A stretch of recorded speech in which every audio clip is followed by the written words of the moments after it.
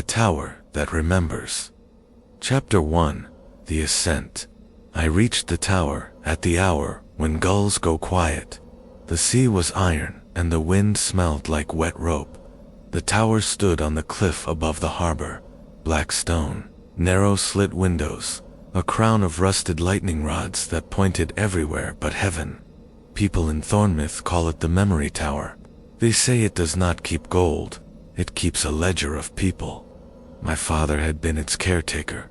He did not come home one night 5 years ago. The town said he married the wind and walked out to sea. The town says many things when it does not want to look at the door that stays open. I had his last note in my pocket, 3 lines written like rules. Do not answer the voices higher than the stair you stand on. If you reach the chamber, do not read the walls. Do not let the tower remember you twice.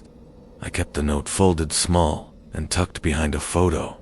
The photo is of him and me and a coil of rope between us. He is laughing. I am 12 and trying not to. The tower door faced east, a flat slab of iron with the mark of a hand worn into it. The key was already in the lock. Long teeth, saw-edged. The bow was graven with words too rubbed to read. When I touched the key, it was warm. The wind cut through my coat. The key did not care about the weather outside. I turned the key. The lock turned back. The door gave a slow sigh, as if it had been held shut by manners. Cold air breathed out. Not the cold of winter. The cold of a cellar kept for secrets. Inside, the stair wound up the wall. Each stone step had a number carved into it. The first 10 were worn, as if many boots had trusted them. 11 to 20 looked newer. 21 to 30 still had chisel bites that threw little shadows. Above that, the steps were dark, as if they had not been taught to be stairs yet. I took 1 step in and stopped on the threshold. My father taught me old place rules. Never step through without telling the door what you bring and what you leave outside. I spoke low, so only the stone could hear. I bring a name, but I will not tell it. I bring a debt. I bring work. I leave hunger and pride with the wind. I leave my shadow on the grass. I leave everything that can be counted by 3s. The tower air shifted against my face. It was not a welcome.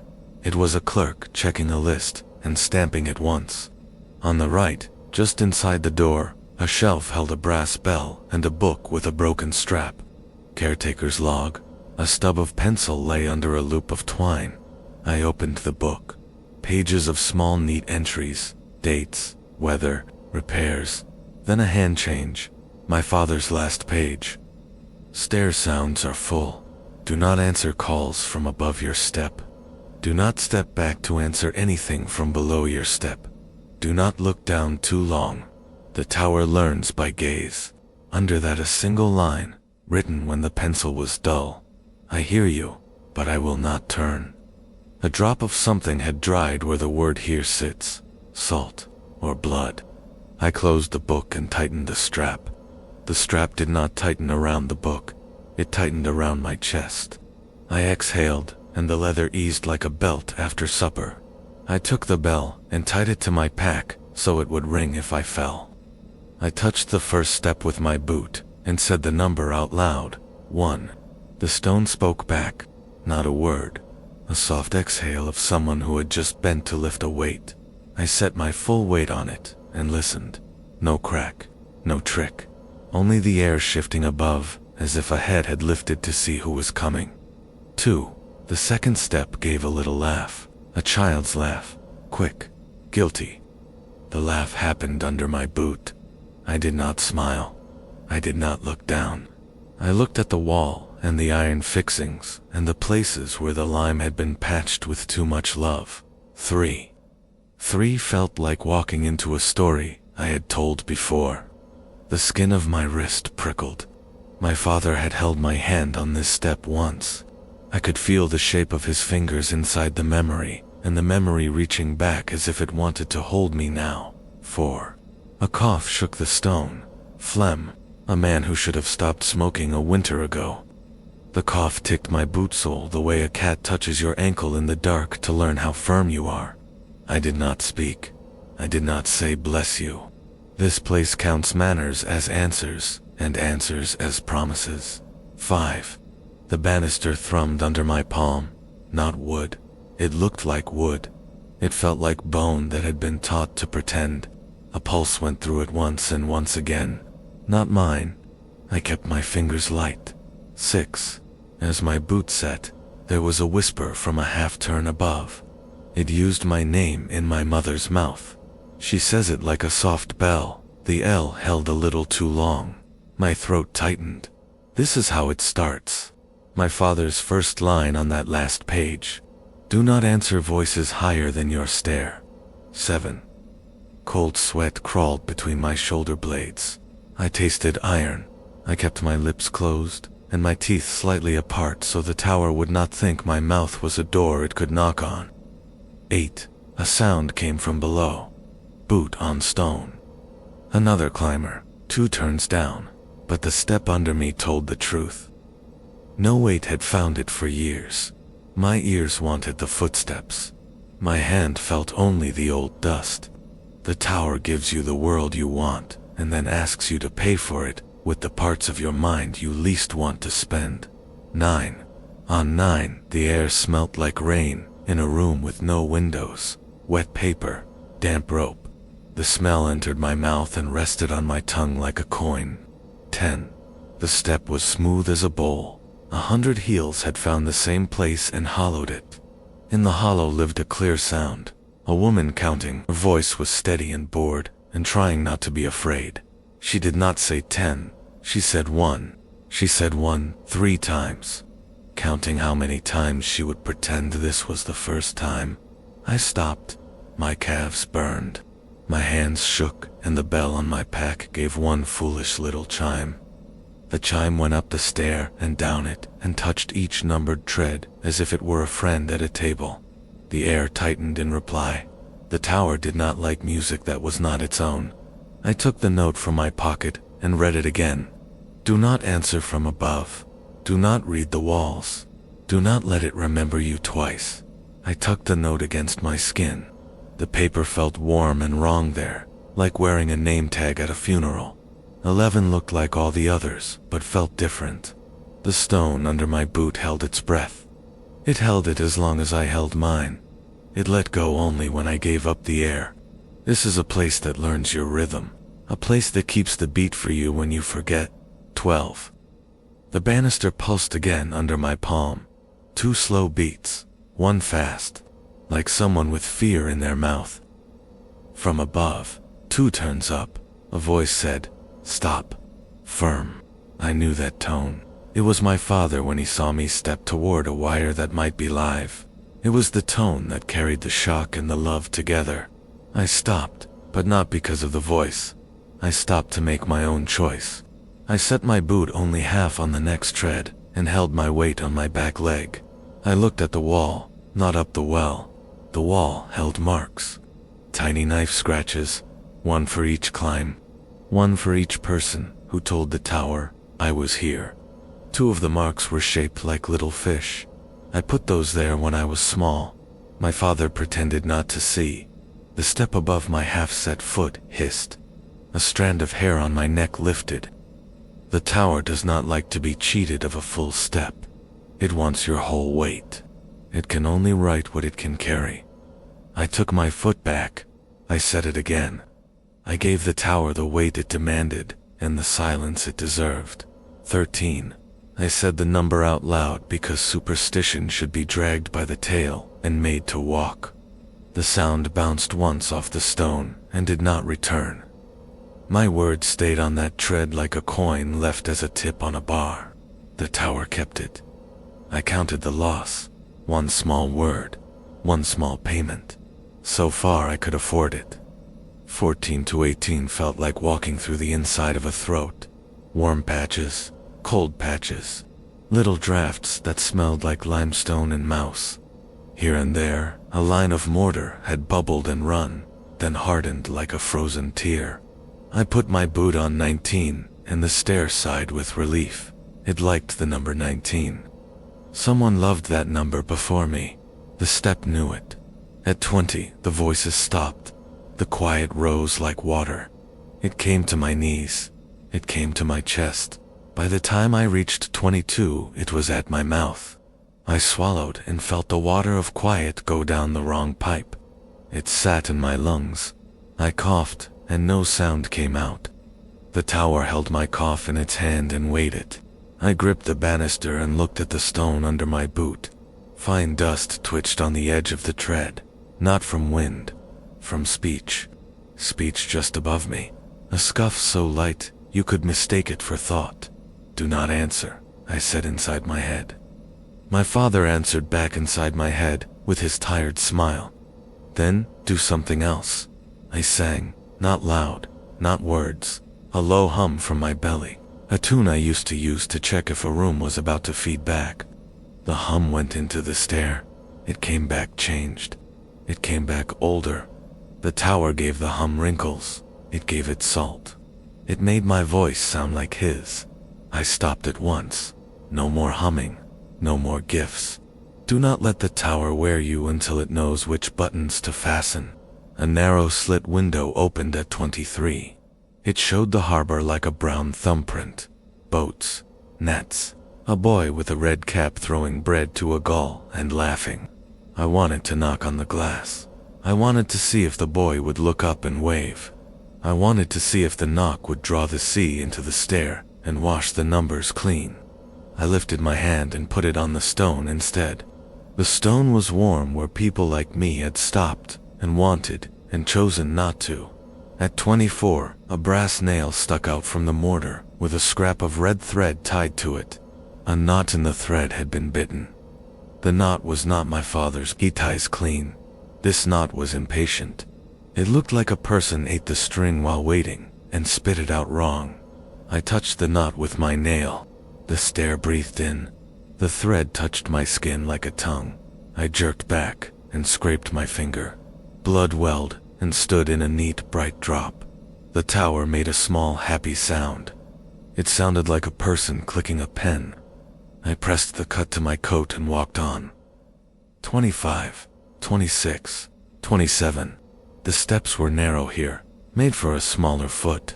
The wall pressed my shoulder, and the banister wanted to be inside my palm. I kept a finger's width of space between us. I would not let the tower learn how I hold hands. At 28, I heard my name spoken like a question, point down below, as if someone had heard me climb and wanted to ask if I would wait. Then another name rose from 2 turns above, my father's, spoken like a command. The 2 names met in the air between and tangled. The tangle hung like hair in bath water. I stepped through it, and it clung cool to my cheek. I did not wipe it away. Wiping is answering with a hand. At 29, my breath turned to frost in front of my face. I had not noticed the cold getting sharper. It had crept in like a good thief. I put my teeth on the note in my pocket and bit the paper until the fibers broke.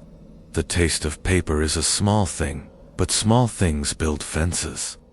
I breathed through my nose and watched the frost turn to little stars that cracked when they touched the stone.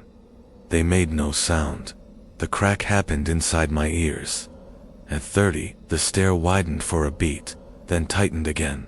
Someone had once rested here and carved words low on the outside curve where a shoulder might lean. The letters were rough. I traced them without reading them. My father's second line, "If you reach the chamber, do not read the walls." I added my own half rule. Do not read anything if the tower wants you to. I let my fingers feel the cuts and kept my eyes on the number carved into the tread. I climbed 5 more and stopped at the little landing where the stair turns under a rib of stone. A niche opened in the wall. Inside sat a metal box with a lid. On the lid a stamped word, "Offerings." Rust had eaten most of the letters. The ones left spelled OFFNING. It sounded like someone asking to be turned on and held there. I lifted the lid. The hinges squealed the way a gate squeals when it is proud of its song. Inside lay small things. A button of bone with a cross of thread. a stub of red crayon with teeth marks, a coin worn smooth, a glass marble with a cold blue heart, a metal ring that had never been married to a finger, a photograph torn so the face in it had no eyes. The box smelled like pockets and rain. My hand wanted to put something inside. My father's last line came hot to my tongue. Do not let the tower remember you twice. The first remembering can be an accident. The second is a purchase order. I closed the lid. I put both hands on the cold metal and said no in a voice that filled my mouth and stayed there. The tower swallowed the no. The stair under my boots flexed. The numbers on the treads flickered, then steadied. Something above shifted its weight. Thinking, I set my boot on 36, and the stair pushed back. Not hard enough to say wait. I waited. The push went away. The stair let me up like a bouncer who has decided your shoes are acceptable. At 37, the banister warmed. At 38, it cooled. At 39, it was the same as my skin. It did not want to be noticed. The tower had learned me enough to imitate me. That is how places here keep people. They learn your weight, your heat, your sound. They become the most comfortable version of themselves for you. They make you want to put your head down and rest. I set my pack harder on my shoulders. The bell chimed once. The chime rang clean and brave.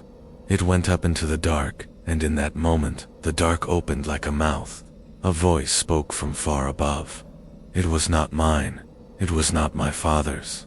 It was not anyone I knew. It was a voice the tower had been saving. Old.com.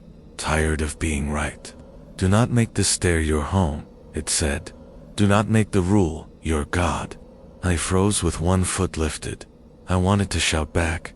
I wanted to say, rules keep me alive. My father taught me rules. He wrote rules, and they fed him until they did not.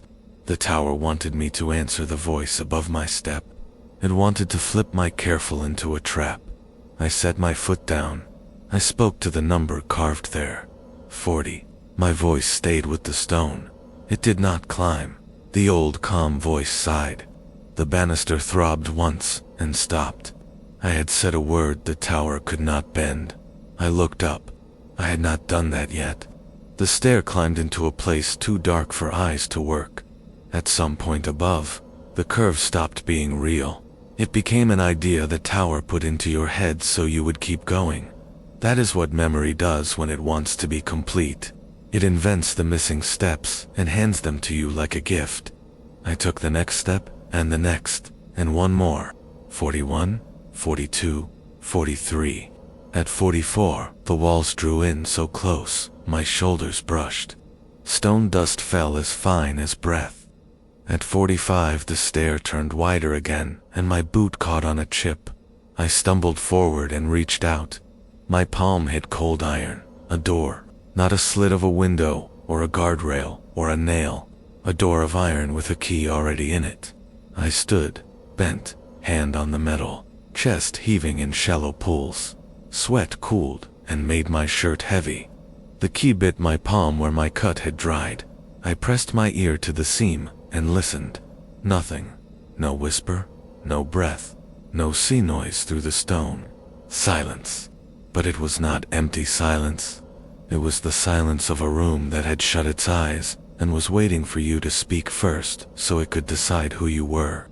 I took my hand away and wiped it on my coat. The iron had written a perfect circle of frost into my skin where it had touched.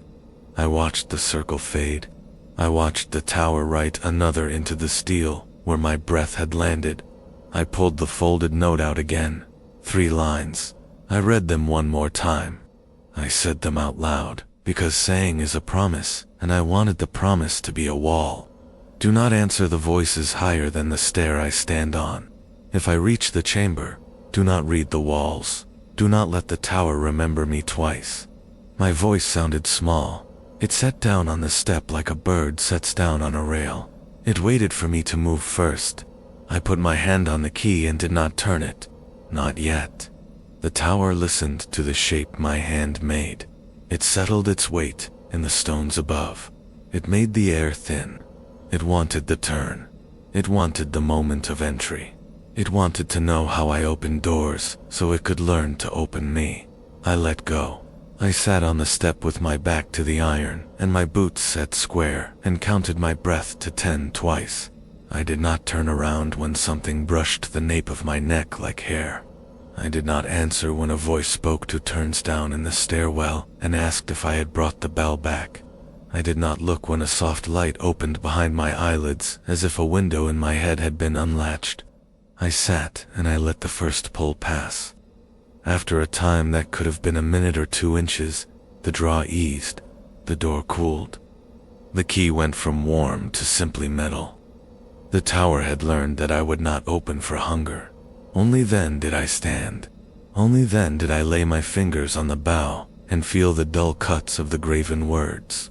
Only then did I shape my mouth around the number carved on the tread. 46. I turned the key. The lock rolled like thunder deep in the stone. The door swung inward, slow as a tide. I stepped through and spoke to the air on the other side so the tower would hear me choose. I will not read the walls. The air behind the door tasted like old paper and smoke and the first inch of grief. The room waited. The stone waited. The tower held its breath, and I took mine. Then I took another. Then I went in.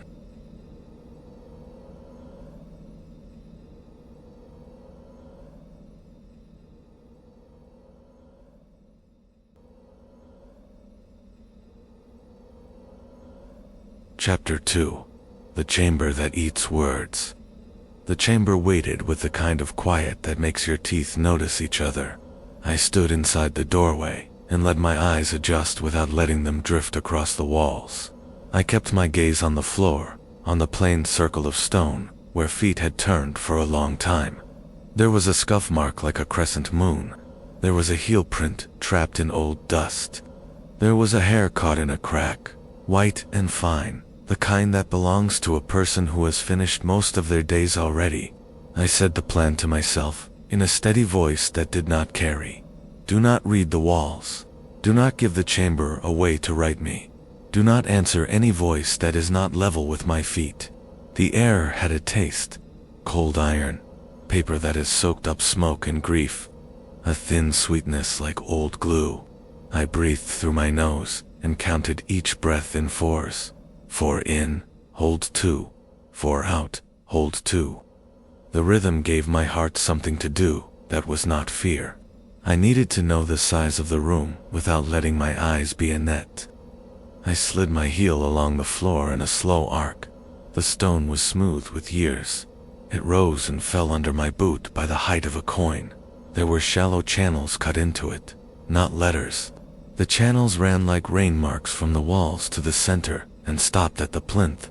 The plinth sat dead center, waist high, broad as a coffin lid. I kept my eyes on its flat top. There was leather on it. There was stitching, a seam that had been picked and picked again. The book breathed without moving. You can feel breath when you stand near a living book. It pulls at the soft hair on your fingers. It drinks heat very gently. It asks your hand to stay. I kept my hands closed and my fingers inside my palms so the chamber would not see shape it could steal. I stepped closer by the length of my foot and no more. I set my pack down so the bell would not ring by accident. I did not want the room to learn that note. There were sounds here if you listened under the quiet. Stone settling, a thread in the seam creaking. Something high in the shaft above moving a little, maybe a rod, maybe a chain. No speech, no call. That was a gift. There would be a price later. I unrolled a small square of cloth from my pocket. On it, my father's handwriting, copied from the caretaker's log, again and again, until it lived under my skin. 3 rules. I set the cloth on the stone near my boot, so the words looked up at my knee. I would not hold it where the chamber could steal it from my eyes. I said my name once inside my mouth and swallowed it. Names are ladders in places like this. If you drop one, something climbs. The pull toward the ledger grew. I felt it in my shoulders and in the hinge of my jaw. The book wanted my hands. It wanted a weight to remember. It wanted to be the table where my history ate. I took a step to the side and made the circle around it wider by 1 degree. If the chamber expected a straight path, I would deny it that. The rooms my father taught me to respect all keep a center. Never cross a center without being sure. Never touch the heart of a thing unless you are willing to feel it touch back forever. I kept myself to the ring of stone that others had worn with their impatient feet. Left foot, right foot, half step, turn. I let the room measure my stride, and I measured it back in return. Along the wall, black shapes rose and fell in the corner of my vision. I refused them. If a word wanted to be seen, it would have to bend. It would have to become a shape I could understand without giving it my gaze. The chamber would tire before I did. That was the promise I made to myself, even though I knew promises like that break under pressure like wet chalk. The first trick came soft. Heat at my shoulder. A familiar breath pattern. The little hesitation before the out.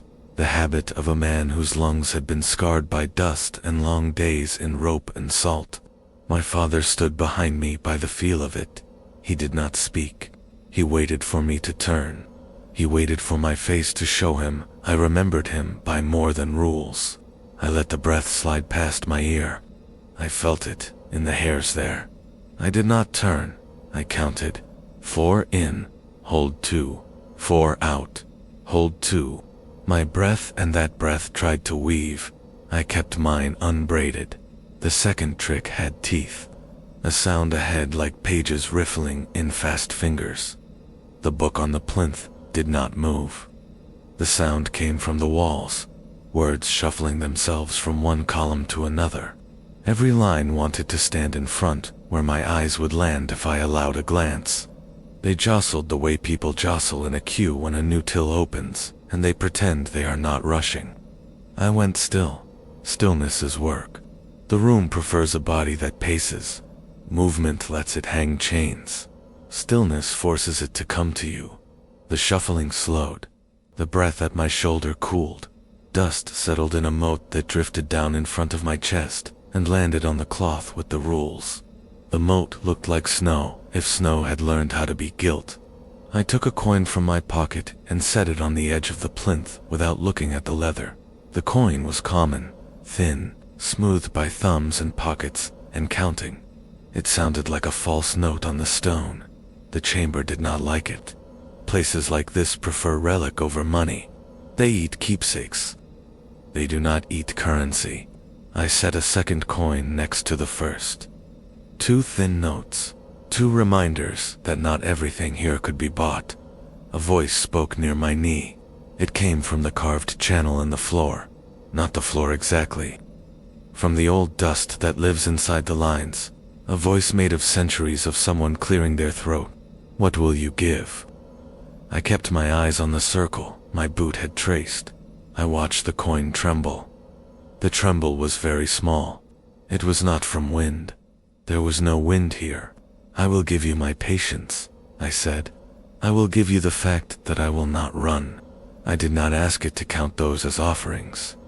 I did not frame them as gifts. The chamber loves offerings and will write you on them if you let it. The dust voice coughed. The sound went into the stone and came back below my other boot. It tried to be a second voice. It nearly pulled it off. Imitation is what this place does best. On the far side of the circle, my father's breath took shape again. I felt weight on the plinth. The book shifted against its leather like a patient in a bed, trying not to wake a nurse. The urge to look was a physical force. It lived at the hinge of my neck. It lived in the roots of my eyes. I changed the work. I did not turn away. I turned in. I took a step to the plinth and set both palms on the cold stone beside the ledger, not on the leather, on the stone. I stared at the blank place in front of my hands. A pale square where the book had protected the slab from years of soot. I made that my wall. A wall of nothing that I could read, like a letter. Into the nothing I said his name, not out loud.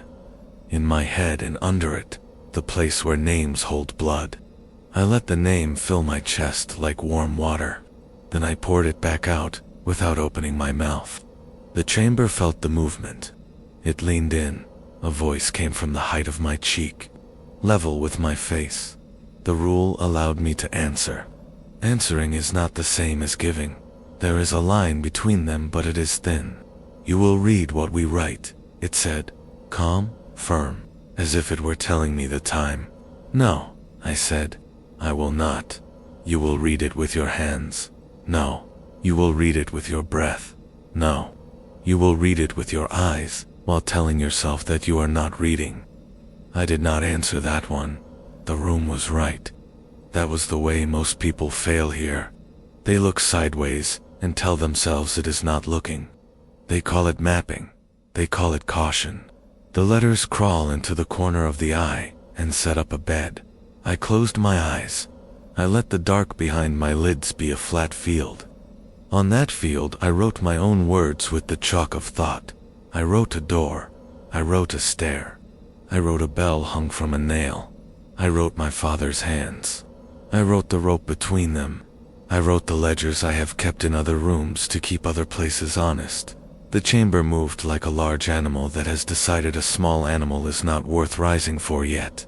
It changed tactics. The walls began to speak small sounds, a spoon and a cup.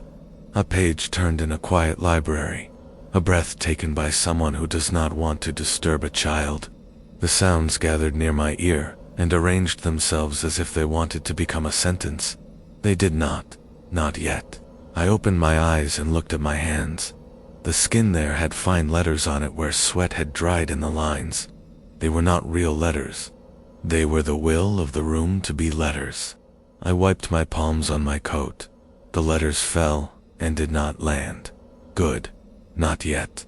Not twice. I needed something that was mine. Something that did not live in the tower already. I took the cloth with the rules and folded it in half. I folded it again. I made a long ribbon. I wrapped it around my left hand and tied it once. The knot was ugly. Ugly knots hold better than pretty ones when you tie them for yourself. The book on the plinth twitched like a fish. The leather strap lifted and fell. The seam creaked again and a scent came out I knew too well. Ink and salt and the oil from my father's skin. He had fed this ledger. He had fed it day by day and night by night. It had learned his rhythm and his words. It had learned his laugh and the way he made himself stop laughing when he needed to be obeyed. It wanted me because I was already shaped to fit. I took the coin back. I put it in my pocket. I left the second coin where it lay. A thin payment, not a keepsake, not a relic. A reminder to me and to the room that I could take and leave and take again without asking permission. On the wall beyond the book, something brightened, not light, attention. The chamber put its face there and waited. It wanted me to feel watched. Watched people start to perform. Performing people start to read. My father's breath leaned close to the side of my head. He spoke very gently so the words would go under the rule and not trigger my habit of silence. I am not above you, he said. I am here. I looked down, not up. Down to the stone, at the base of the plinth. There was the faint outline of a handprint in old dust. Broad palm, short fingers, the third knuckle scar I knew. He had stood where I stood. He had put his hand there because he would not put it on the book. He had left a map for a person who would look at the ground first. I set my hand over the print. My palm covered it. Not quite. I felt a warmth rise through the stone. A slow, patient heat, like a kettle that has been left on the hob after the flame goes out. It warmed the bones in my hand. It moved up my arm as far as the knot of cloth would allow. The knot stopped it. The knot held. My father's laugh lived in that small victory for a moment, and then went back to where laughter goes when it is off duty. The chamber sighed. The sound ran around the walls like a draft. Letters moved in their columns. I kept my eyes on the plinth, and my palm on the print, and my weight on my heels. I let the room speak if it wanted to. It chose something simple. What will you give to go down without me following? There it was. Not a trap, a contract. The memory tower is a ledger made of stairs and stone. It writes you to keep you from leaving. If you want to leave with your shape, you must pay with something else that has your shape. I went through the list of things I could give that would not let the tower wear me later. Not blood. Blood repeats. Not a name. Names are hooks. Not a laugh, or a whistle, or a habit of breath. Those are stitches. Not a keepsake. Keepsakes are threads a place can pull any time it wants. What do you give a ledger that eats words? You give it a word you will never need again. You choose carefully. You make sure it is yours to give. I turned the cloth not once tighter. I said the word in my head and tasted it.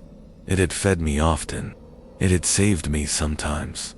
It had also cut me when I held it wrong. I had used it as a wall against people who loved me. I had used it as a gun against myself when I did not want to admit I was afraid. Later, I lifted my face but not my eyes. I spoke level with my mouth and let the sound sit on my boots. I will give you later, I said. The chamber went still. The book on the plinth stopped moving. The breath near my ear paused in, paused out, paused in again. The walls listened from the height of my cheek. They did not ask me to look. They knew the shape of that word, and they were hungry for it. What weight? The room asked. All of it, I said. The way I say later, to put off pain. The way I say later, to avoid truth. The way I put later in people's hands like a promise I do not plan to keep. The way I use later to make a small room for myself when a larger place is called for. Take later. Leave me now. The quiet broke, not with a shout, with a breath. My lungs emptied and filled, as if someone had moved the air in them with careful hands. I felt the absence cut itself out of my chest the way a surgeon takes a neat piece of the thing that is killing you and puts it in a bowl. Something slid across the floor from the wall toward the plinth. I did not look. It had the weight of a paper folded and passed under a door. It came to rest against my boot. Pate, the chamber said. Pate now. Do not return to pay again. Do not ask for change. The breath at my ear went away. The scent of ink cooled. The seam in the leather slept. The rods above stopped their faint complaint. The room settled by the height of a fingernail. I kept my hand on the print until my palm ached. I took it away, and the heat did not follow. Good, not twice. I crouched and picked up what had slid to my boot. It was a slip of thin slate the size of a postcard. On it, a shallow groove, a single line drawn in a circle that did not close. There were no letters. There was no name. There was only proof that I had paid, and that the tower had taken something real. I stood with the slate in my hand and did not put it in my pocket. I held it where the chamber could see that I would not hide what I had done. May I go? I said. You may go if you do not read, the room said. If you do not answer. If you do not touch the book even in your head. If you do not try to take back what you gave. If you walk on your own steps, and not on ours. I backed away 3 steps. Heel to toe, not turning. At the 4th step my boot found the threshold, and the iron door kissed my spine with cold. I stepped through and pulled the door toward me until the latch fell. I did not slam it. Slamming is a word. Words are food here.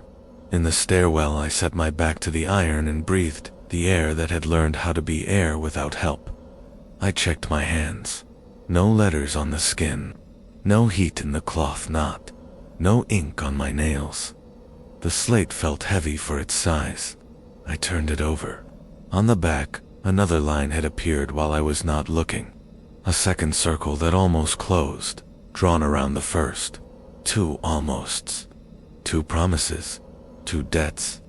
The tower had relied on later many times. It would have trouble without it.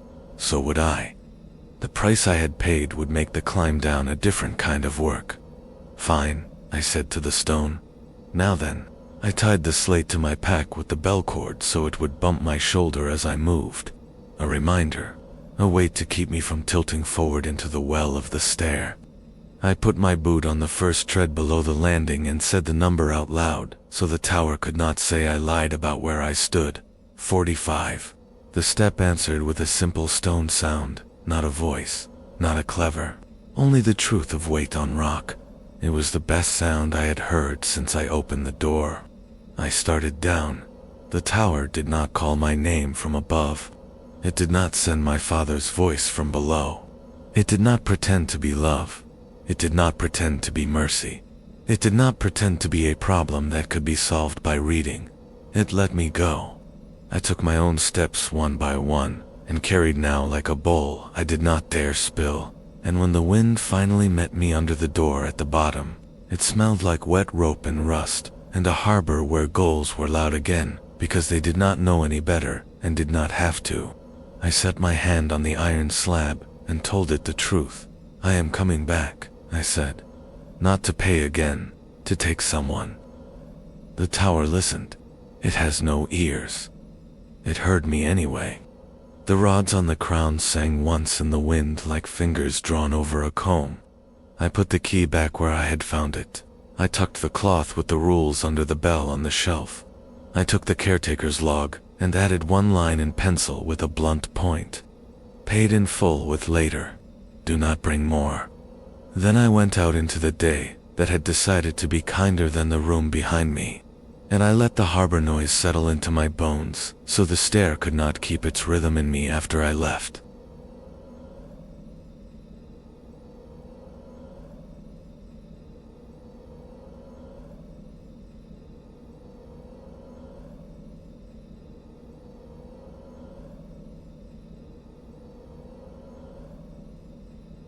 Chapter 3.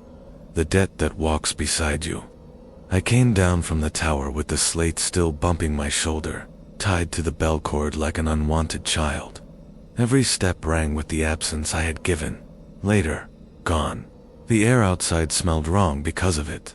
The harbor stretched gray and honest. Gulls screamed overhead. Fishmongers called from the jetty, but the rhythm was broken. No one said later. Not once. I listened hard. The word had left the world for me. At first it seemed like a blessing. No one could put me off. No one could lie with delay. No one could soothe with a promise they did not mean. They said yes or no. They said now or never.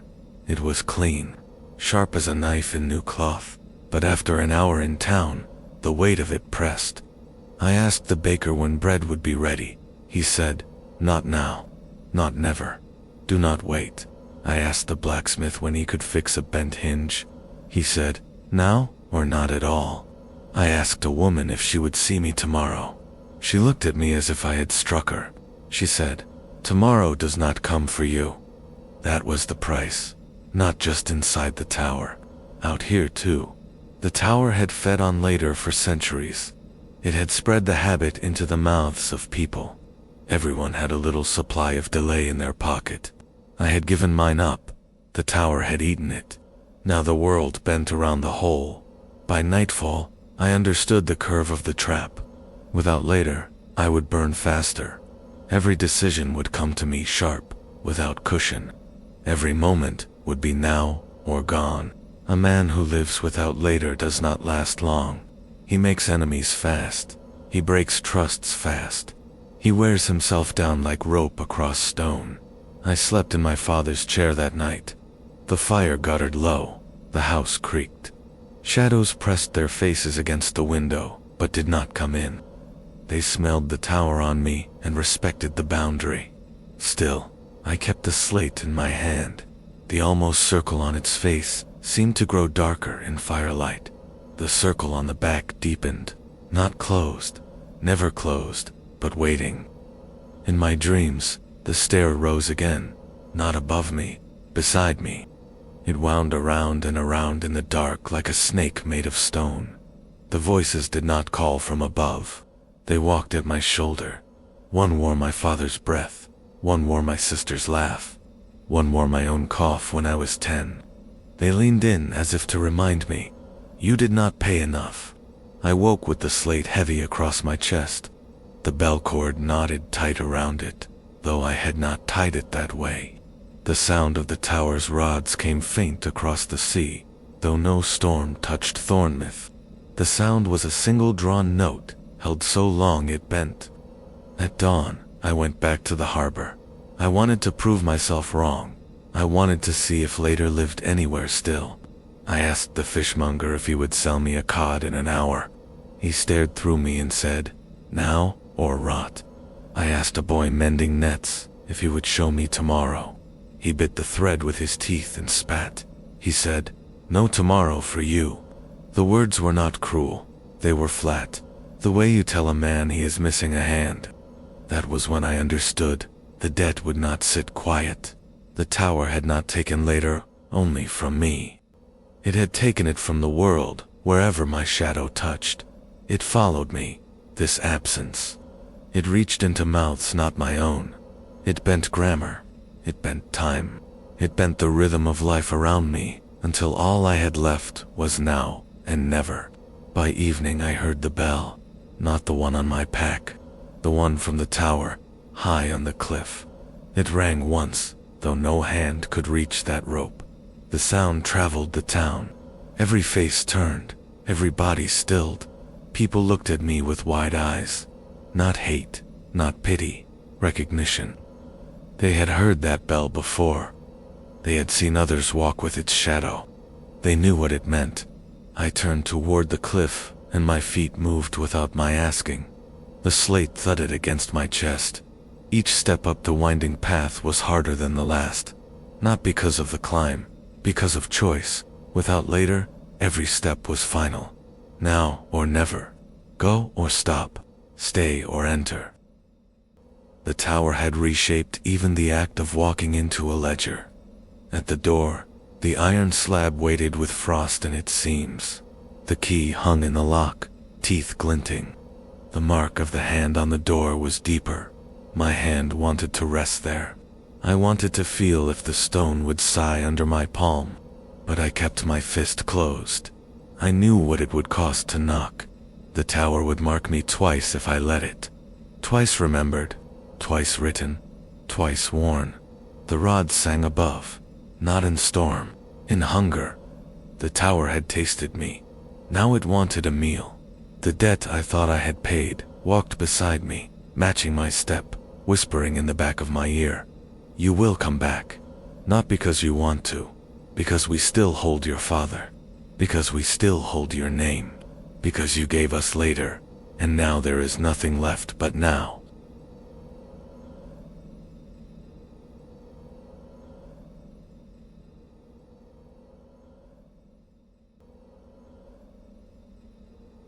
Chapter 4. The Faces in the Harbor. The morning after the bell rang, Thornmouth did not look at me the same. I felt it before I saw it. The silence between greetings, the way shoulders leaned away, just slightly, when I passed. Not cruelty, not fear, recognition. The way people look at driftwood that has come from a wreck they once heard about. At the market, women stood by their baskets of turnips and bread. When I reached for a loaf, the seller put her hand over it and shook her head. Her mouth formed a word she did not speak. Not later, not never, nothing, only the shape of refusal. The absence followed me like a second tide. When I asked for news, people answered in fragments, not full stories, not the usual gossip. One word here, another there, as if my presence cut sentences in half, as if the tower was listening, and they were afraid to speak enough for it to catch. I turned from the stalls and walked to the harbor wall. The sea slapped the stone with small, impatient hands. The water was green at the edges, black in the middle. Boats creaked in their ropes like tired men. I leaned on the wall and watched the horizon. Salt stung the cut on my finger. The slate on my chest pulled heavier, dragging at my ribs. I thought of my father. His last note, the line, "Do not let the tower remember you twice." But how do you stop a memory that is alive? How do you keep it from writing you again when it already has your handwriting? A gull shrieked. I looked up and saw it wheel above the lighthouse. Its wings clipped once, twice, and then it fell silent. Not quiet, silent. Its beak opened, but no sound came. It flapped frantically, as if trying to shake its cry loose. Then it plunged into the sea and did not rise. I gripped the wall until stone dust bit my palm. The tower had taken later. Now it was reaching for sound. Piece by piece, it would strip the world around me until only its voice remained. That was when I saw them. Faces in the water, not reflections, not tricks of light. They floated just below the surface, pale and wavering. Dozens of them, men, women, children, all with their mouths open, as if still calling, as if the sea had swallowed their voices and kept their last breath for the tower's use. My stomach turned. I wanted to step back, but my boots stuck. The mortar under them gripped like hands. I leaned over the wall, drawn against my will. One face drifted closer, hair floating like weeds. I knew that hair, short, curling at the ends, the way my father wore it the last time he tied a rope around a piling. "Not yours," I whispered. The word clung to my teeth. The sea below rippled as if something had breathed out through all those mouths at once. Salt spray struck my cheek. It tasted like ink. Behind me, a boy laughed. I spun, but no boy stood there. Only my shadow on the wall. The shadow's mouth was open. It did not laugh again, but the echo of it went down my spine like a hand. The townsfolk saw me stagger. One woman made the sign of a cross, but not the one I knew. This one had 4 points, the last stroke drawn across her throat. Another man spat and muttered, "It has started." No one came closer. No one helped. They kept their distance as if the air around me had become thick and contagious. I forced my boots free and walked fast toward the path up the cliff. The slate bounced on my chest, heavier with each step. It wanted to be carried back. The tower was pulling. Each rod above it sang faintly, a hum that touched the fillings in my teeth. I knew I would go back. Not tomorrow, not later. There was no later, only now or never, and never was closing fast. Halfway up the path, I stopped. The wind dropped. The gulls stilled in the air, as if caught on pins. The sea below turned glassy, and in that glass, the faces floated again. Not under the water this time. On top of it, walking toward the shore. Every step left no ripple. Every face had its mouth open, and though no sound came, the silence thickened. The silence pressed on my ears until I heard blood rushing like a tide inside my head. I ran. The path was steep, stones sharp. My lungs burned. The slate swung and bruised my sternum with each stride. Behind me, the silence followed, thick as fog, rolling up the cliff, faster than feet. By the time I reached the tower door, the silence had wrapped around me like a net. Even my own breath made no sound. The iron slab loomed. The key still hung in the lock. The mark of the hand shone faint in the last light of day. The rods above bent toward me like hungry mouths. I pressed my forehead to the door and closed my eyes. If I went in, I risked being ridden twice. If I stayed out, the silence would consume me until there was nothing left but the tower's ledger. I had only one choice, and it was no choice at all. I gripped the key, teeth clenched, and spoke inside my skull so the tower could hear the promise. "You will not take my father. You will not take my voice. If you write me again, I will write back." The lock turned with a groan like a man being forced from sleep. The door opened. The silence rushed in, and I stepped after it.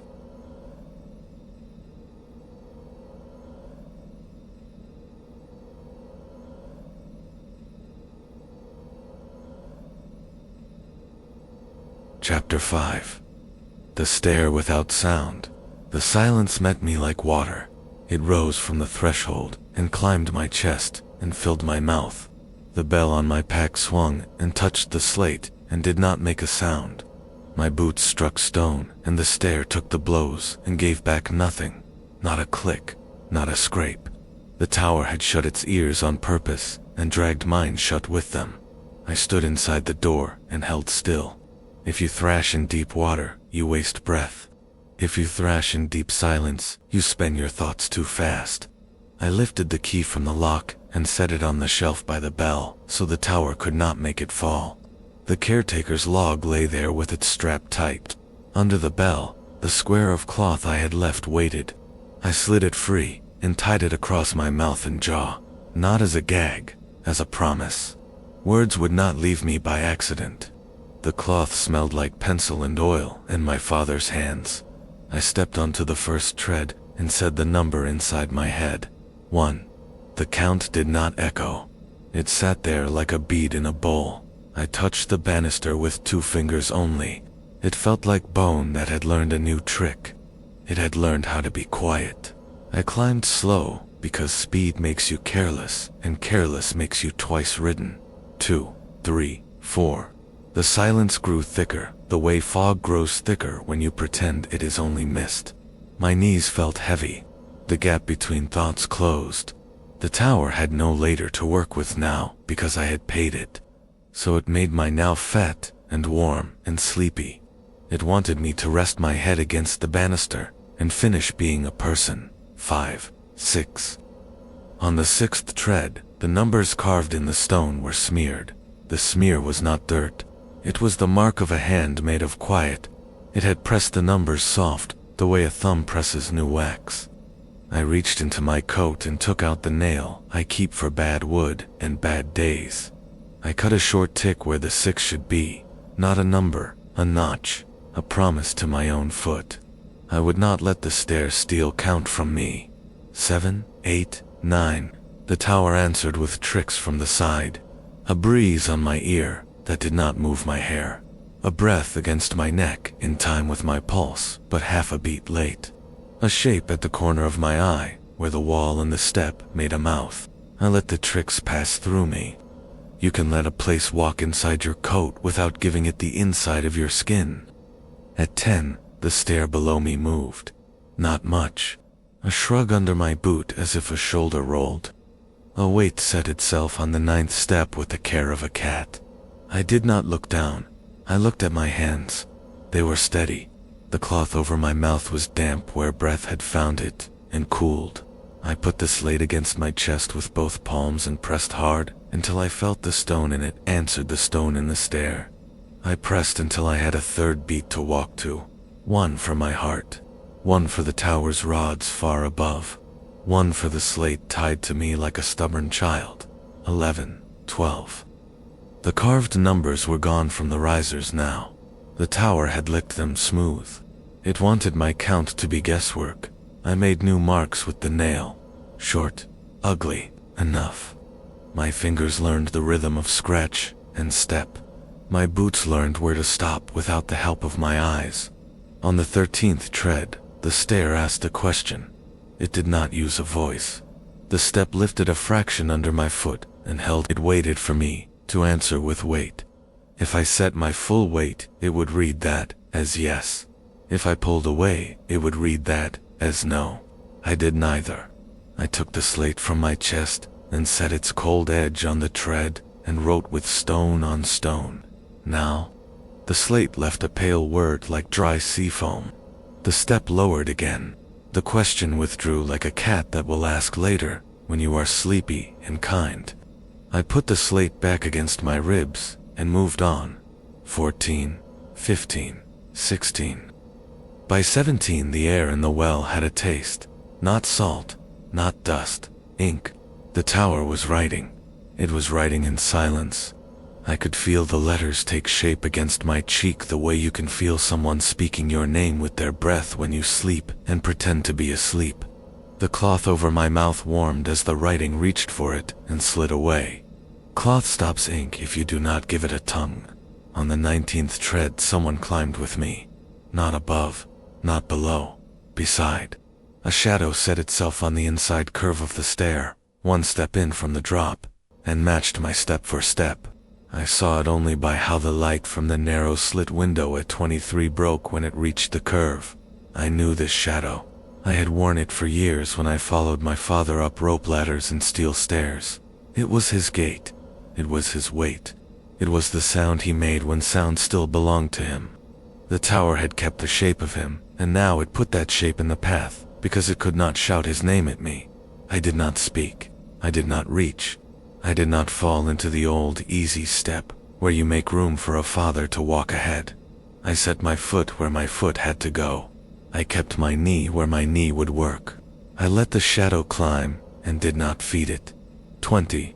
The silence deepened. The rods above sent their thin hum down the stair like a string on a cracked violin. My teeth hurt. My eyes burned as if ink had turned into smoke and was looking for a throat. I stopped and put my hand flat on the wall and wrote on the stone with a nail, the way a child writes a rule he wants to remember. Do not read. Do not answer. Do not let it count for you. The marks were crooked and hard to see. That was good. The tower likes neat. Crooked goes under its eye. At the 22nd tread the world went flat. Not dark. Flat. The slit window showed a sheet of gray that looked like a sky drawn by a tired child. Depth left the stair. Edges went soft. Distance forgot to do its job. I stood with 1 foot up and 1 foot down, and for a heartbeat I could not tell which was which. I shut my eyes. I reached for the 3rd beat. Slate against chest, rod in the crown, heart in the cage. I moved on the count and not on the picture. 23. The slit window poured in a light that had nothing to do with day. The light tasted like iron filings on my tongue. Something shifted above. A shadow cut the slit across for the time it takes a gull to cross wind. The tower had put a hand over the eye of the sky, and the sky had let it. I put 2 fingers on the wall and counted. 7 breaths with the cloth over my mouth to remind myself that air still enters and leaves, even when the world is refusing to hear it. 24. 25. There. The brass nail with the red thread. The bite marks in the knot. The thread reached when my sleeve brushed it like a plant turning to the sun. I kept my arms straight. I let it touch and drop. I did not let the tower learn where my blood lives close to the skin. On 27 the stair offered a voice at my height. Not above, not below. At my ear. It spoke through the stone the way a mouth speaks through a door with the chain on. Daughter, that is not a word my father uses for me. He says my name. He says girl when he is worried. He says you, quietly, when he thinks I will run. Daughter is a word from a church and a court. It is a word the tower would use because it is tidy and carries weight. I pressed my cheek to the cloth and made my voice small and flat so it would slide off the stone like oil off a cold pan. No. The next step up tried again. Child. I set my boot on it and wrote with the slate on the riser. Not yours. The chalky line rubbed off on my trouser cuff as I stepped. It left enough. 30. 31. My legs shook. My head felt too light. The silence had teeth now. It took little bites out of my sense of balance and out of my sense of time. I could not tell if the climb had been 10 minutes or an hour. I could tell only that every choice was now, and every now was a little knife. I had given later, and the tower was using the gap to tutor my bones. At the turn, under the rib where the offering box sits, the lid was open. I had left it shut. The inside smelled like pocket and rain, and breath with sugar on it. Things lay in the dark metal. A bone button with a cross of thread, a stub of crayon, a coin, a marble, a ring. All as before, and one new thing. A strip of leather torn from a strap, with 2 holes worn by the habit of a thumb. My father has a way of worrying a strap while he writes and talks. He feeds his hands when his mouth is going hungry. I had seen that strap across years and moves. I had taken it from his fingers by force once and kissed the sore place because love is stupid and does not care about rules. I did not touch the leather. The tower would have liked that.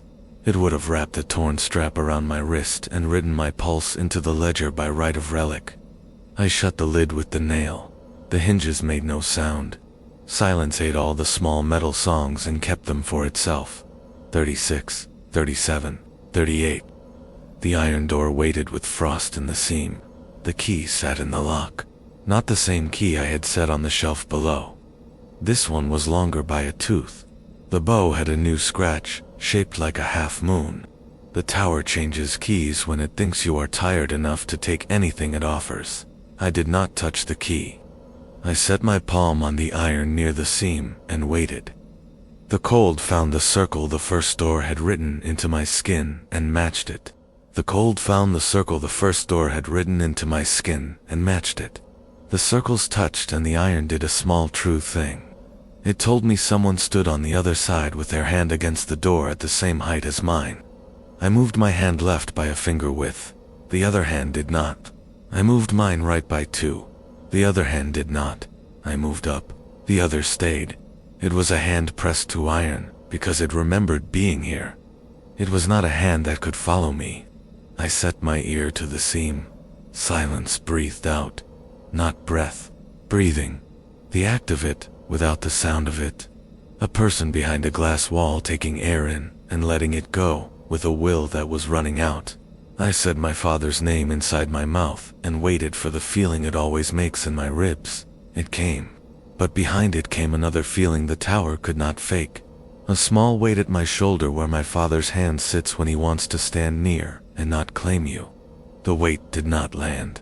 It waited to land. I bent and set the slate on the step.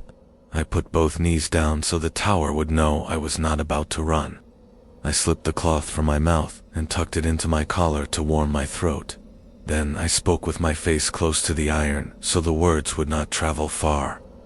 I am here, I said. I am at your height. I will not lift my head. I will not drop it. If you are the tower, you will use a church word. If you are my father, you will use a work word. Say what you are. The door was cold against my cheek. The rods above sent their string down my spine. The stair under my knees pressed small stones into bone, as if to remind me I am not made to kneel long. A voice answered from the seam. It was no louder than a breath. It did not travel. It lived in the iron and the skin of my ear. Splice, it said. I shut my eyes and let air leave me without letting it break. Splice is a work word. It is a word for rope and hands and patience. My father taught me the long splice and the short. He taught me the bad splice too, the one you tie with lies that look strong until someone trusts it. He told me never to teach that one to anyone. He only showed it to me because I am his. The tower does not know that not it knows words that go on walls and into ledgers. It does not know the bad splice, because the bad splice is an old family sin, and sins like that live in kitchens, not in chambers. Where? I said. 2 turns, the iron said. Above where you stand, behind where you would read, if you forgot. He meant the chamber. He meant the wall, a place behind it, a place where the tower keeps a throat. Are you whole? I said. The silence ate the shape of the answer and left me with the act of someone trying to make their mouth say a word that the room would not carry. I pressed my cheek harder to the iron and found the old mark of a scratch I had made last time without looking. I traced it with my tongue through the metal in my mind and then took my weight off my knees and stood.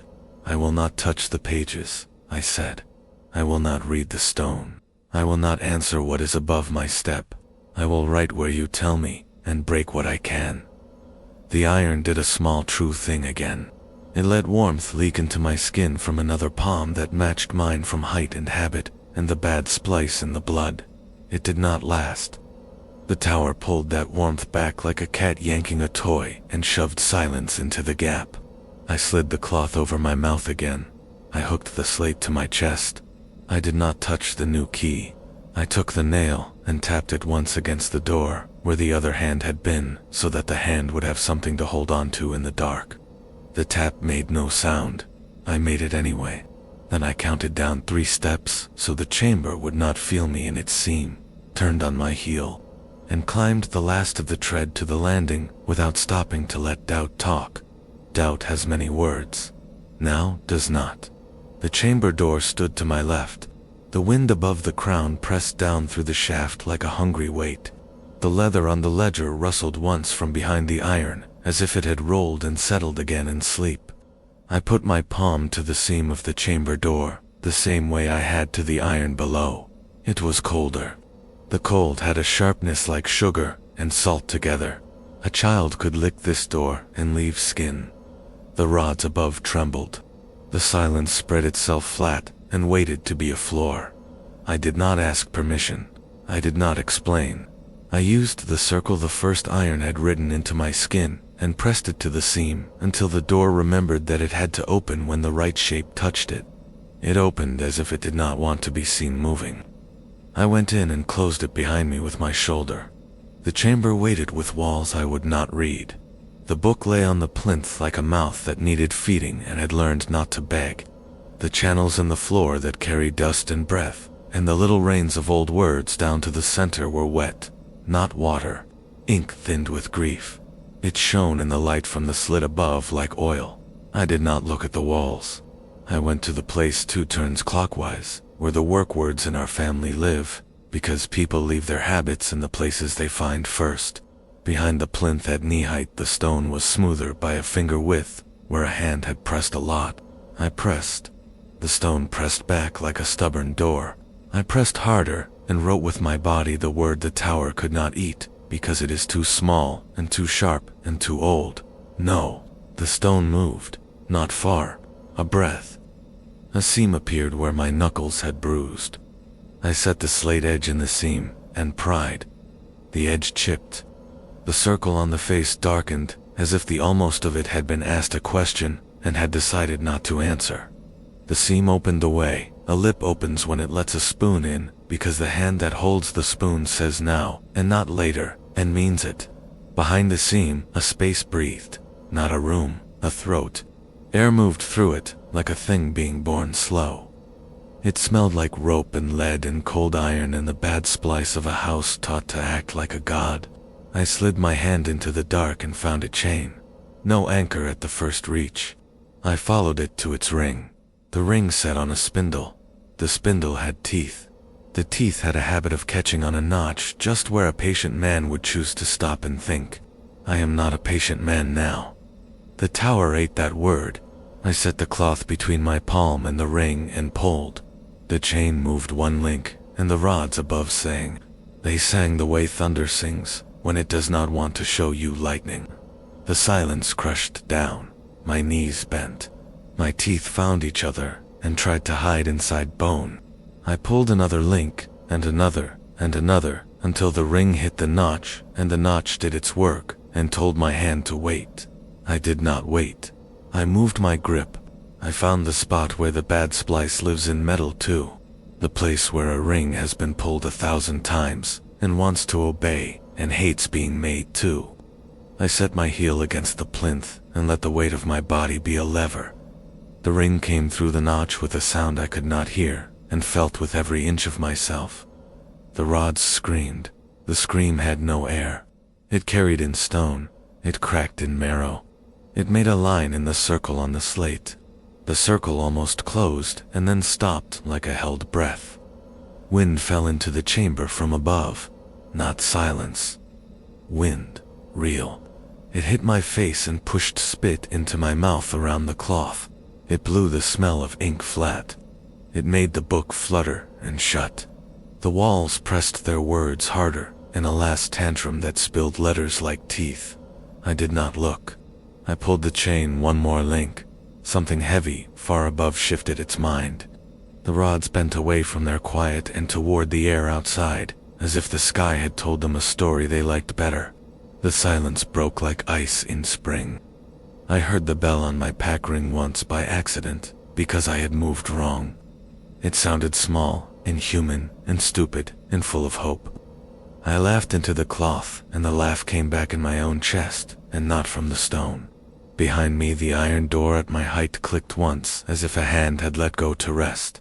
I did not stop to love any of that. Love is later work. I put my shoulder to the plinth, and shoved it back across the open throat. It moved a finger, and then another, and then forgot that it had been taught to be heavy forever. I took the slate, and pushed it under the stone to wedge the seam. I did not mind when the edge broke. The circles on the slate did not mind either. They had their own work. I backed to the center of the chamber and bowed my head and said the word I owed the tower now that I had written on its body without permission. Pate. The chamber did not answer. It had wind in it now. Wind loves no one and tells the truth too loud. The ledger on the plinth slept like a sated animal. The walls hissed through their teeth because the words carved there still thought they had the right to be heard. I kept my eyes down and walked for the door. On the threshold I stopped, because the iron told my cheek what a hand on the other side had done. It had slid down and found the tick I had made and was holding on. The heat at that place was not a trick. It was my father. It was his body saying now and not later. I set my palm to the tick through the door and said the work word he had given me, the only way the tower cannot eat. Not aloud, not in thought. In my hands, I tied a splice in the air between my fingers and the seam. I joined the shape of him to the shape of me with a knot that looks ugly and holds strong. Then I pulled the iron, and the iron pulled back, and the door moved, and the world that had been shut to sound and bent to silence and taught to count, like a ledger gave way, like rope does when someone who knows it calls it by the right name. I did not say anything clever. I did not say anything kind.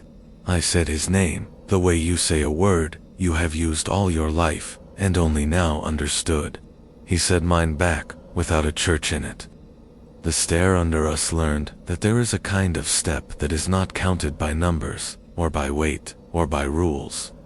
The stair learned the shape of two people going down together, and not looking up, and not looking back, and not letting the tower right twice in the same place.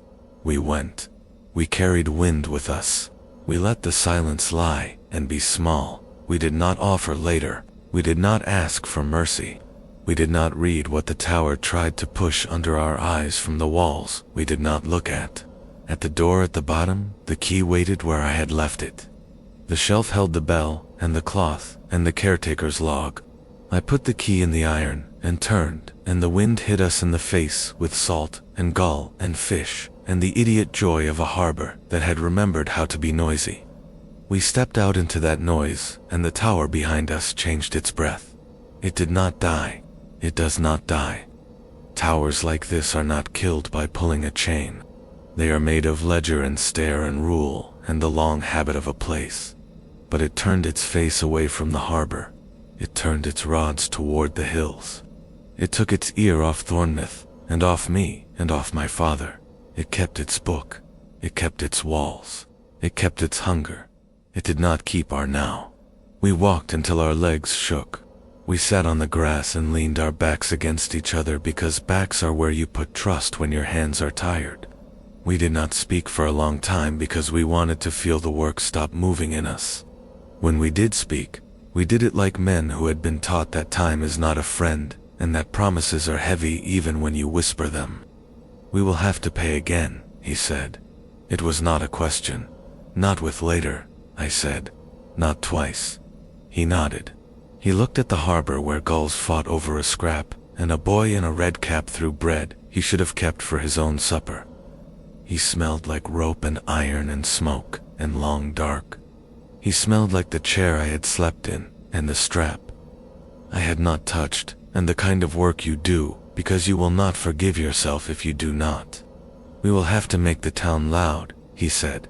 We will have to put rules in mouths that like to mutter. We will have to keep the stair tired with feet that know how to stand. We will write our own ledger, I said. On paper, on stone that is ours, in hands that do not wait for a bell. The tower behind us lifted its rods and caught a scrap of cloud and held it there like a flag. The wind snapped it once and tore it free. The rods trembled as if they wished they had a voice. I got up. I helped my father up. We walked down into the town for the work that comes after the work that saves a life. We walked to put rules on doors and bells on ropes and ugly little notches into stone, where any person with a boot and a bad day could find them and be strong. And as we passed the harbor wall, the faces in the water slid under and did not follow. They had their own ledgers to write. They had their own silence to choose or refuse. The sea slapped the stone and laughed foam in small white teeth. It sounded like work. It sounded like now. It sounded like enough.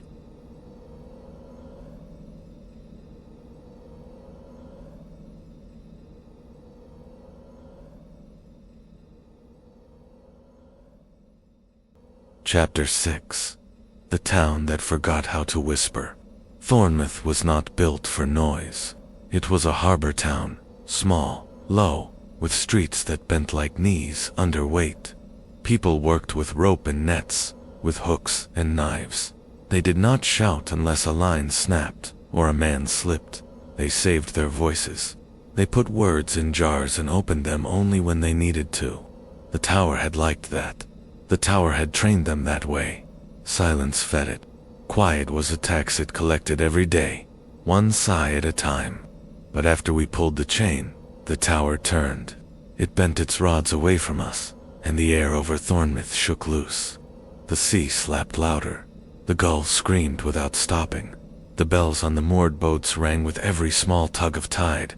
The town flinched. Noise hurt. They had forgotten how to carry it.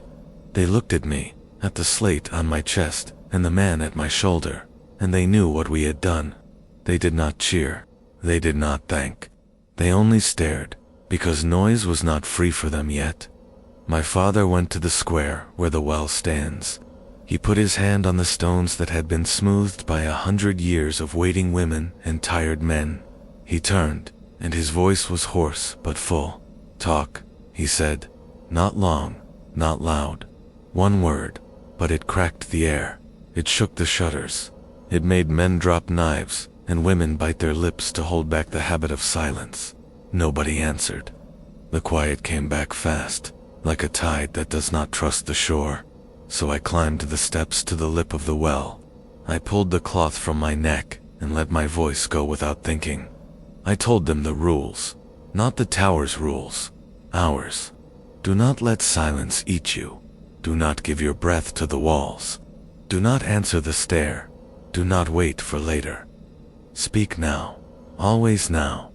The words cracked the square. They hit stone and bounced. They touched the roofs and came back down. A child laughed, without knowing why. The laugh startled his mother. Her hand shot to cover his mouth. She caught herself and froze. Then she let the hand drop. The boy laughed again, louder, and the square trembled under it. Noise spread, small, thin, a cough here, a whistle there, the sound of someone humming into their scarf. Not much, but enough to sting the tower. Its rods bent back, toward us. The sky over the cliff turned gray. The iron slab of its door shivered, though we were half a mile away. The tower had not expected resistance. It had thought it would keep us bent forever. It had not counted on ugly words, written crooked in stone. It had not counted on a splice only we knew. It had not counted on a town that remembered it hated taxes when they were counted too loud. My father sat on the well and let his boots knock against the stone. The sound was hollow and clumsy and brave. The townsfolk watched him. He said nothing. He only knocked heel, toe, until the rhythm caught in their teeth. One fisherman lifted his knife and tapped it against the rim of his bucket. Another smacked two shells together. A woman snapped her washing line until it sang. Noise spread, broken and foolish. The kind of sound children make when they pretend to be soldiers with tin drums. But it was ours, not the tower's. The rods bent lower. Wind fell from the cliff and shoved at us. The square filled with grit and dust. The people coughed, but they kept coughing loud. A boy banged the well stones with a stick until his hands bled. An old woman shook her cane like a bell. I shouted my name until my throat burned, and the blood taste sat at the back of my mouth. Noise was work. Noise was fight. Noise was freedom, when you have paid too much for quiet. The tower did not like it. The slate on my chest burned cold. The circles almost closed, then cracked, then almost closed again. The tower was writing, desperate, trying to pull us back into ledger lines, but the sound drowned it. Not beautiful sound, not choirs, not songs, just noise, ugly and stubborn. The kind of noise a body makes when it refuses to be counted. The rod screamed once, bent flat to the sky, then snapped upright. The iron door slammed. The stair groaned all the way down to its bones. The tower turned its face away again, this time slower, as if it understood it had met a match. The townsfolk stopped. The square fell quiet. They looked at us, panting, throats raw. My father nodded. "It will come back," he said. "They always do. But now you know how to hurt it." He picked up a stone and struck it against the well. Clack. He did it again. Clack. He handed it to a child. The boy struck too. Clack. The sound echoed small, but it lived. Noise passed hand to hand that night. From family to family. From door to door. From the harbor wall to the hill. It was not much, but it was enough to make the tower restless. Enough to remind it that silence is not free. And I knew then the debt I had paid was not mine alone anymore. The tower had marked me, but now it would mark the town too. We had broken the habit. We had shouted into the ledger, and the ledger would answer.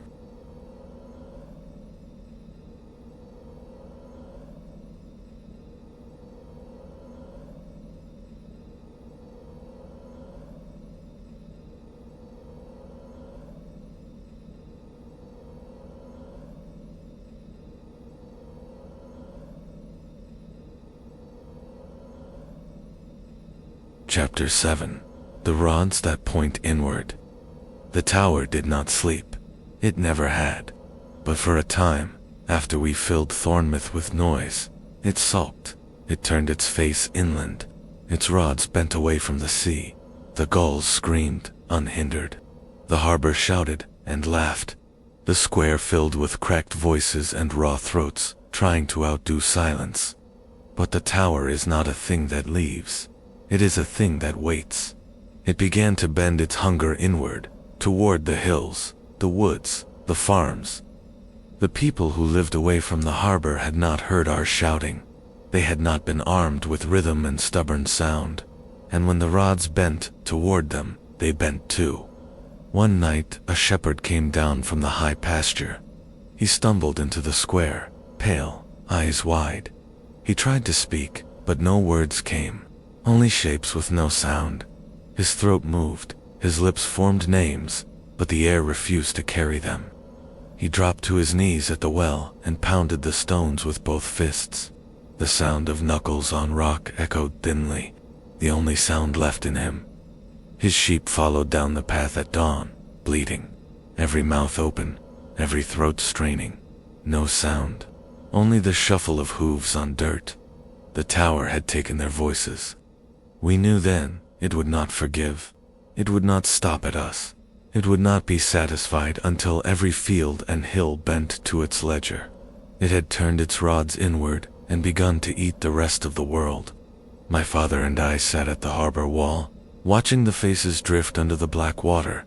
They were clearer now, closer to the surface. The tower was loosening its grip on them, showing them as a warning. Every face mouthed the same word. Not later, not never, a new one, ours. It wanted us back. Father tapped the strap he still carried, the one worn smooth by years of habit. He wound it round his wrist and looked at me. "They will not last," he said. "The hills, the farms, they don't know how to fight it. Noise is not their trade." I nodded. "Then we go to the rods." The rods, crowned on the tower's roof, jagged, rusted, reaching. They were not only conductors of lightning, they were conductors of memory, of voice, of silence. Every rod pointed outward, sucking sound, feeding the stair. But now they had turned inward, spearing fields and farms with quiet. If we cut them, broke them, bent them, the tower would choke on its own silence. It would eat itself. We waited until dusk, when the square was loud with drums made from overturned buckets, and voices cracked with effort. We packed only rope, iron nails, and the ugly slate whose circles had nearly closed. It swung heavy against my chest as we climbed the path to the cliff. The tower leaned against the sky like a man waiting to be obeyed. The rods quivered, hungry, their points glowing faint with stolen sound. At the iron door, the key still waited. We did not touch it. We went around the side, climbing the rocks where the spray hit hard. We cut our palms on barnacles. We bled into the tide. The sea took it and did not complain. We hauled ourselves up, rope to ledge, ledge to crack, until the crown loomed above. Up close the rods were worse than they looked from the harbor. They were not iron only. They were fused with bones, with splinters of wood, with ropes stiffened into shapes. Every piece had been a voice once. Every piece had been an offering the tower had taken. When the wind struck them, they sang faintly, each one a different pitch. Not beautiful, like teeth rubbed on glass. My father spat on his hands. "Choose one," he said. I pointed at the tallest, the one bent toward the hills. Its point glowed red, as if it had swallowed a hearth. We tied rope round its base, wedged nails into cracks of stone, and pulled. The rod did not move. It shivered. It sang louder. The sound bit my teeth and filled my skull. I saw faces in the metal, twisted mouths open in their last word.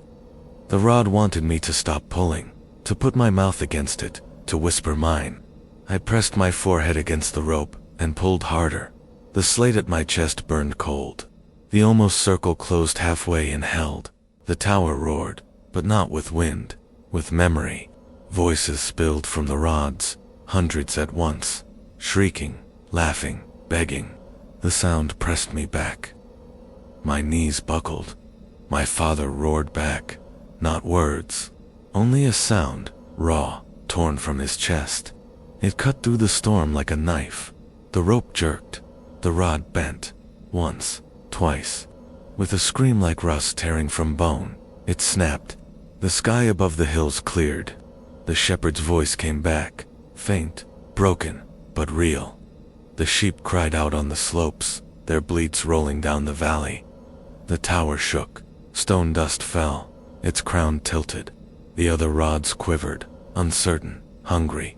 They turned, one by one, pointing not at the hills, not at the harbor, but down, inward, at the tower itself. The slate on my chest cracked. The circles darkened. The almost was nearly gone. The tower was remembering itself. And when a thing like that remembers, the end is close. Father grabbed my shoulder.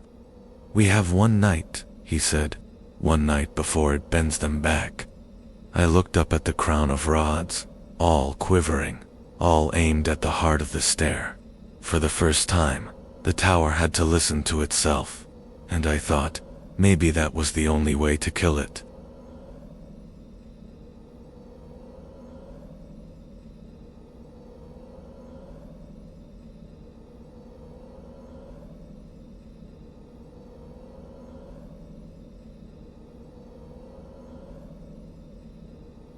Chapter 8. The Ledger of Lightning. The night after we broke the first rod, Thornmouth did not sleep. No one dared.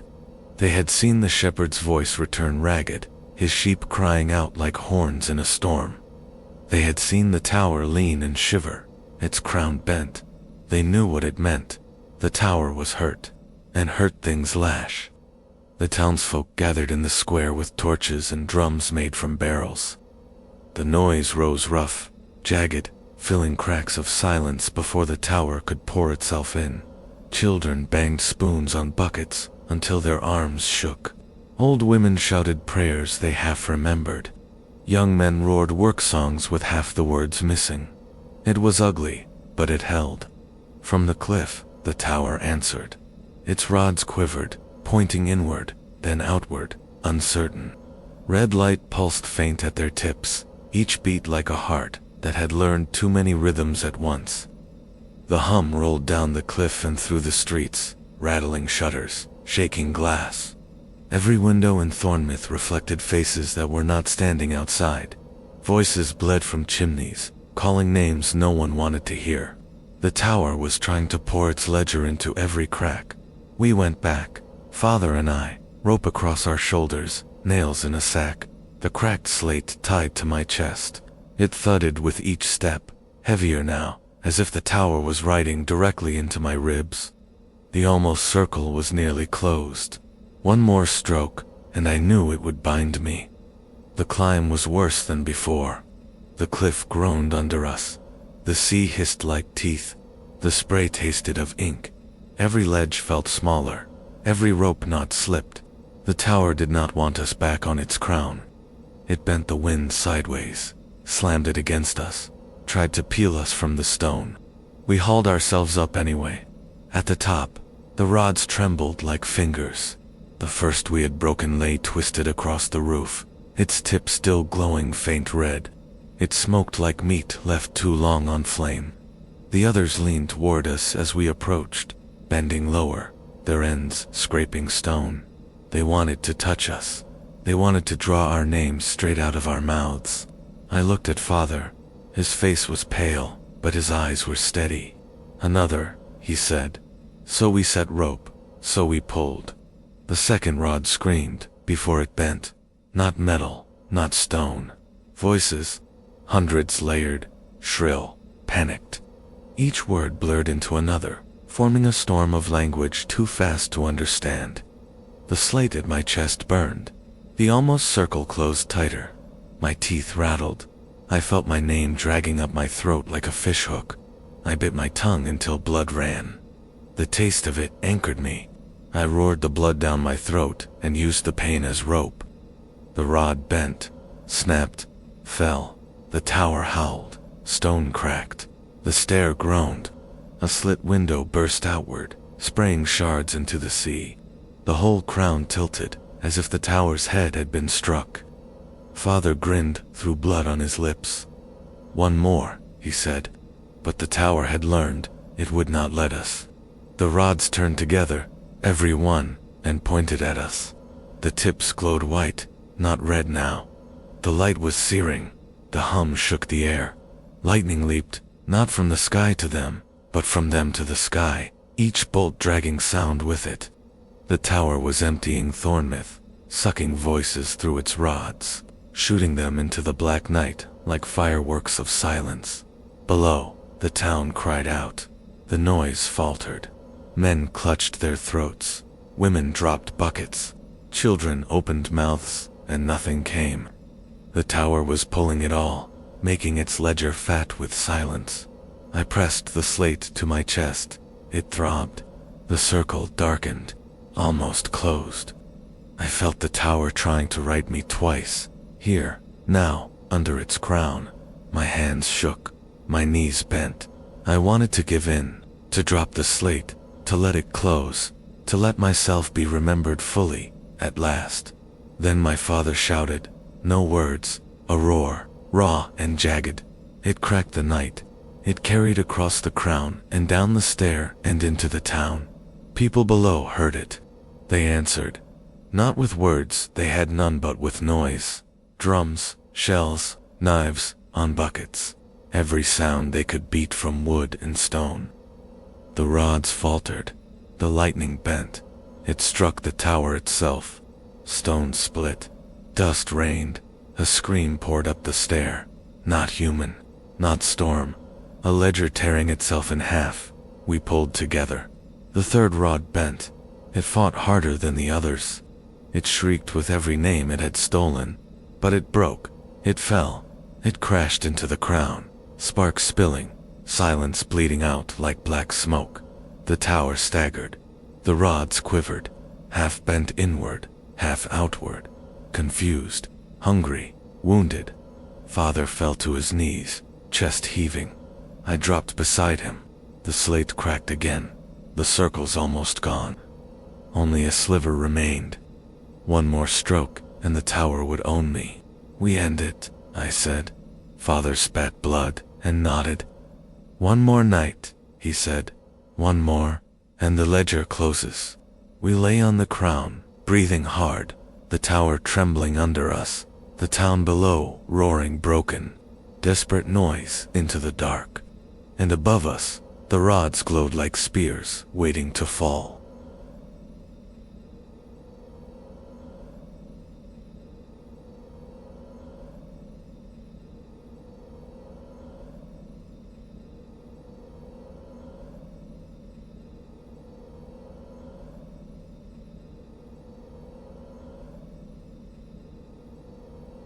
Chapter 9. The Stair That Counts Backward. The tower shuddered all through the night. Its rods quivered, twisted, pointed outward. then inward, then back at the crown itself. Every time lightning leaped, it struck stone. Every time it struck, the stair groaned as if it were splitting under its own numbers. We clung to the roof, rope around our waists, while Thornmouth below thrashed in the storm. Voices sputtered in and out like sparks. One moment the town roared, the next it mouthed in silence. The tower was tearing its ledger open, desperate to balance the book. At dawn, the wind dropped. The rods bent still. The hum faded, and a new sound rose. The stair, counting. It began low, underfoot, a deep thrum. 1, 2, 3. Stone speaking number like a heart. It rose higher. 4, 5, 6. The tower was calling itself to order, but the numbers did not climb. They fell, backward. The tower was unrighting itself. We stumbled down into the crown, through the trapdoor, onto the stair. The stone shook under us, every step glowing faint. The numbers carved long ago, lighting red. 40, 13, 9, 38. The tower was counting down to nothing, and when it reached nothing, it would close its ledger by swallowing all that had ever been written. Father leaned on the banister, his knuckles white. "We must stop it," he said. His voice was thin. The rods had eaten half of it, but his words carried weight still. The stair thundered. 35, 34, 33. With each number, faces rose from the walls, not painted, not carved, made of dust and light and memory. They leaned out of the stone and mouthed words. The tower was pulling them back into the book. I saw the shepherd. I saw the boy with the red cap. I saw my father twice, once beside me, and once younger, being written again into the wall. I grabbed him, shook him. "Do not let it double you." He spat blood and nodded. His shadow tried to slip free, but I tied it back to his heel with rope. The tower hissed through stone. 30, 29, 28. The slate at my chest burned. The almost circle glowed. It pulsed with each number. The tower was trying to close it, to make me the last stroke. If it wrote me, the ledger would be done. The silence would be total. I would belong. Thornmouth would belong. Every voice bent into one page. "No," I whispered. The cloth over my mouth was damp with blood. My teeth cut my tongue again. Pain grounded me. I took the slate in both hands. It pulsed. It wanted to close. I lifted it above my head. Father's eyes widened. He shook his head. "You break it. You break yourself." But there was no later to wait for. No tomorrow. No promise. Only now. Only the stair counting down to nothing. 25, 24, 23. I slammed the slate against the stone wall. It cracked. The circle closed halfway. Voices screamed. Not mine. Not his. Hundreds. Thousands. All the names the tower had kept. They poured out like birds torn from cages. The stair faltered. It skipped a number. 17 to 15. It could not hold its count. I struck again. The slate shattered into shards. The circle split. The ledger bled silence from the wound. The walls cracked. Faces screamed as they spilled into air. The stair shrieked with them. 10, 9, 8. I dropped the last shard down the stair. Well, it glowed as it fell, a tiny ember of memory. When it struck the bottom, the tower roared. A roar so deep the harbor shook. The sea lifted. Gulls fell from the sky. But the ledger tore. The numbers broke. The count unraveled. 7, 6, 3, 11, 1, 0, minus. The tower had no words for minus. It could not write backward past nothing. It tore itself open, trying. Stone split. Dust rained. Rods bent inward, stabbing through the crown, piercing the stair. Lightning struck down and down, not up, burning its own bones. I grabbed Father's hand. We ran, half falling, half dragged by the stair as it buckled. Faces streamed past us, shouting, laughing, sobbing, free at last. The tower's own ledger was spilling into the air, untethered, wild. The walls screamed with their loss. The banister throbbed and split under our grip. Still we ran. At the bottom, the iron door was open. Not waiting. Not asking. Open. The tower wanted us out, because it could not hold us in. We stumbled into the gray dawn. The ground shook. The cliff cracked. The rods bent together, twisted, collapsed into the crown. The tower groaned. One last ledger line, and then it fell silent. Truly silent. Not the hungry silence it made. Not the waiting silence it used. Empty silence. The silence of a book that has been burned. Father and I lay on the grass, gasping, our throats raw, our ears ringing. The townsfolk gathered, staring, waiting for the tower to rise again. But it did not.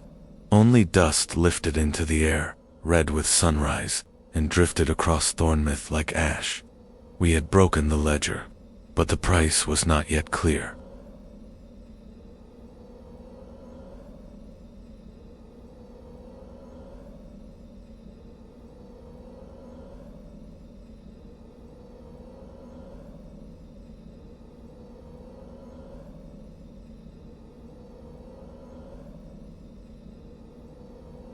Chapter 10. The Town That Keeps Watch. The tower did not fall. It leaned. It broke. It bled dust in silence into the dawn. But its bones remained on the cliff, jagged, black, half swallowed by earth. The crown of rods was twisted, pointing at nothing and everything, a tangle of rust and bone. The stair was cracked open to the wind. No one would climb it again, not with boots, not with breath. Yet the tower still stood. It waited. Hurt is not death. Hunger does not die. We lay on the grass until the sun rose higher, until the gulls wheeled back over the harbor, until the sea slapped stone without rhythm, as if relieved to have no beat to follow. The townsfolk came in a slow tide, children clinging to mothers, men with knives they had not needed, women with cloths to cover mouths. They stood in a wide half circle, staring up. Some crossed themselves in the old way. Others spat in the dirt. A few only wept, not knowing if it was joy or grief that moved them.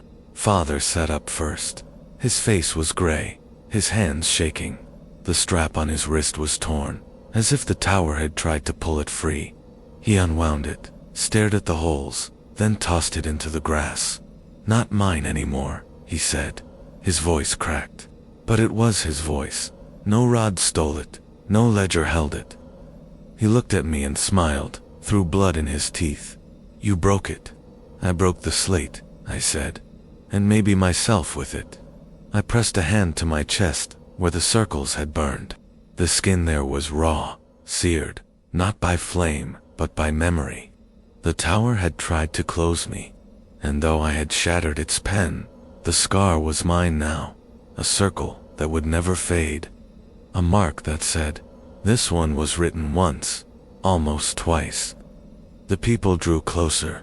One brave boy stepped ahead, the one with the red cap. His mouth opened. Sound came, thin, broken, but sound. "My sheep," he whispered. "They speak again." The townsfolk gasped. Hope cracked the air. Voices rose, tentative at first, men muttering to each other. Women calling children's names, children laughing too loud. Noise grew awkward, desperate, beautiful. The tower bent in the wind as if flinching. Father raised a hand. "Keep it," he said. Noise. Not songs, not prayers. Noise. Ugly, loud, crooked. Every day. Do not give it silence again. The people nodded. They understood. They began to practice in the square. They beat pots and pans. They shouted greetings across the harbor. They kept watch with sound. For weeks, Thornmouth was the loudest place I had ever known. It saved them. It saved us. But it did not end the tower. At night, when the gulls roosted and the sea slept, the tower whispered. Not loud, not to the town, to me, through the scar on my chest. It reminded me of what I had given.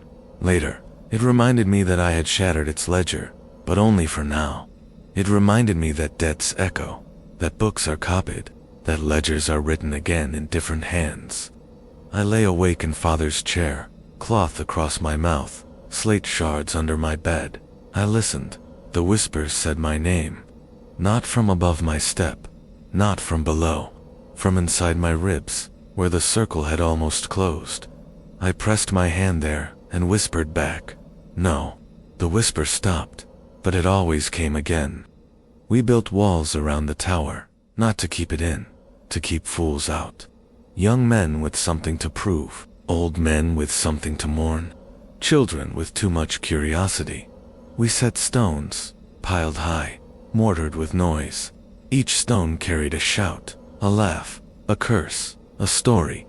We told them aloud as we set them. The wall hummed with memory. Not the tower's memory, ours. It did not silence the tower, but it made the cliff harder to climb. The rods still quivered. They bent sometimes, reaching for the hills, for the sea, for the town. But they found no purchase. Noise blocked them. Every day, Thornmouth shouted, cursed, laughed. Every night, the tower whispered back. A war of voices, a balance not yet broken. Father and I walked the harbor together. He carried rope, but no strap.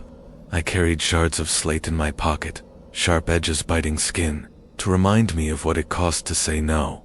We taught children how to bang buckets, how to sing without tune, how to roar without shame. We taught them rules, not the towers, ours. Do not wait. Do not answer silence with silence. Do not let yourself be written twice. If the stair counts, count louder. If the wall whispers, shout back. The town changed. Quieter men moved away. New men came, drawn by the noise. The market grew loud, chaotic. Fishmongers shouted prices 3 times louder than needed. Children screamed as they played. Even in sleep, people muttered, ground teeth, breathed heavy. Noise never stopped. The tower bent and groaned, but did not feed. We had starved it. For now, but I know hunger. I know waiting. The tower still stands.